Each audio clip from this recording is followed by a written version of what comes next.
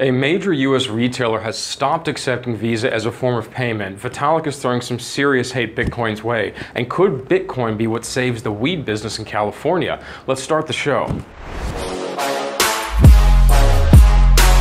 Welcome back to Crypto Global News. Please make sure you hit the subscribe and also notifications buttons so you don't miss an episode. I'm Edward, and we're going to be bringing you the news from the world of cryptocurrency now 3 times a week, on Sundays, Tuesdays, and also Thursdays. If you're in Los Angeles, each episode will be live at 2 p.m. your time. If you're in New York, it's a 5 p.m. start time for you. And if you're across the Atlantic over in London, the launch time for the show will be 10 p.m. Enjoy today's episode.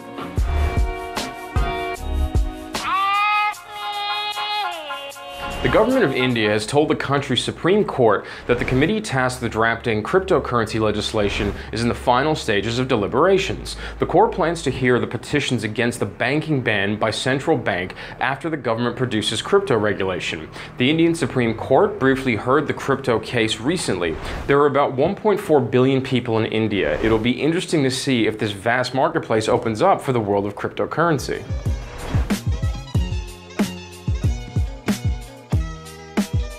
Casula Hotels announced it's launching a new pilot test for Bitcoin payments for its services. The firm has different hotels in Madrid, Valencia, Lisbon, and San Sebastian, among other places. This first pilot will start with a Hotel Casa Magala del Mar Hotel. The company is currently experimenting with Bitcoin and Amazon Pay, which requires users to use mobile devices and other digital payment channels to make their payments. It is possible for customers to scan a QR code or just receive a payment coded in euros through WhatsApp and process a payment using BitPay. Now, BitPay is one of the most popular payment processes in the crypto space that is already offering services to customers around the world.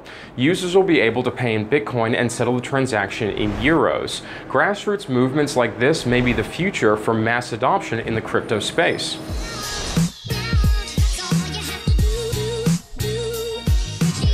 U.S. retail giant Kroger is no longer accepting Visa credit cards at its chain of Smith's food and drug stores. So Anthony Pompanaleo tweeted and offered to hook them up with Bitcoin's Lightning Network nationwide. It all started on Friday when Kroger announced the move to no longer accept Visa credit cards, citing excessive fees. The Smith's chain comprises 134 food and drug stores across 7 different U.S. states, employing around 20,000 people. Card fees charged by Visa are higher at Smith's than any other credit card brand, explained Kroger CFO Mike Stoltman. In the circumstances, it seemed only natural for somebody to suggest a crypto alternative, and Pompanaleo rose to the occasion. The Morgan Creek digital team will fly to meet them and get hooked up with the Lightning Network nationwide. Well, hopefully at least. If Bitcoin starts to take out market share held by Visa, we could be looking at a whole new ballgame.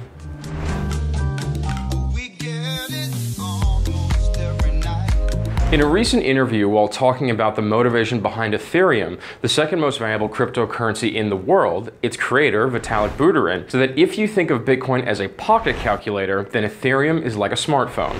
The Russian-Canadian programmer's comments during a video interview with Business Insider that was released on the 28th of February this year. He explained that after doing some Bitcoin-related work for around 2 years, he eventually quit college and university to focus on Bitcoin full-time. A short time later, he came to the realization that there were more things you could do with blockchain technology than just using it to create a single peer-to-peer currency. So he came up with the main idea behind Ethereum. This idea of a built-in blockchain with a built-in programming language, Ethereum has many things to be proud of. Mainly the idea of a blockchain with a built-in programming language. Now, Ethereum has many things to be proud of, but there are a number of improvements that many of its most loyal supporters have been holding out for some time, including a speed increase. Let's see if there are any big changes with Ethereum in the near future.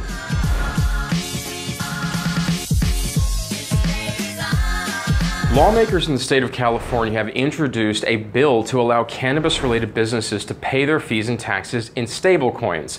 Now, the bill was introduced by the California State Assembly on the 21st of February 2019. It's Assembly Bill 953, and it would allow the state, city, and county tax offices in California to accept stablecoins, cryptocurrency, pegged to a physical asset or fiat currency from cannabis-related companies seeking to pay their excise or cultivation taxes with effect from the 1st of January January 2020. The bill would authorize that city or county in determining the method to either accept stablecoins directly into a digital wallet controlled by that jurisdiction, or to utilize a third-party digital asset payment processor that allows for the immediate conversion of any payments made by stablecoins into United States dollars to deposit into account for that specific jurisdiction. Now, cannabis dispensaries can hold hundreds of thousands of dollars in cash at any given time.